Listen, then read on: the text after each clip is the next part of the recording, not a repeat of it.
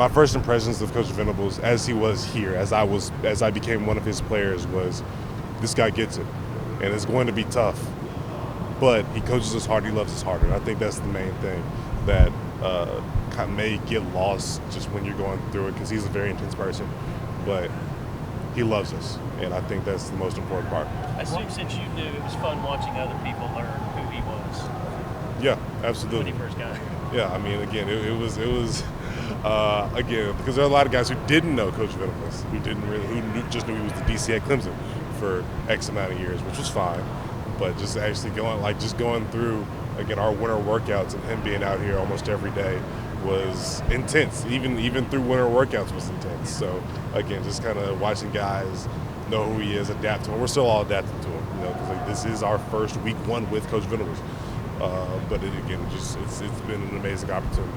What kept you from going to Clemson? You talked about wanting to and all of that. There were a few things, man.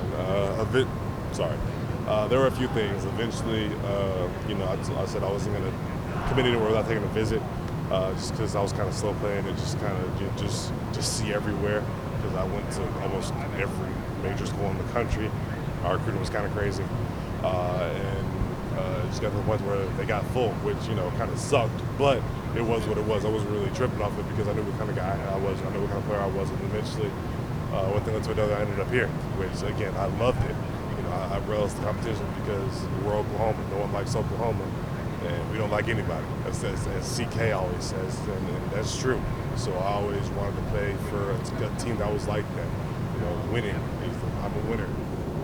Ethan over there, Ethan's a winner. We love winning. That's what we do. So I wanted to go to a school that won. I wanted to go to a school that I could contribute winning to, and that's what I've done.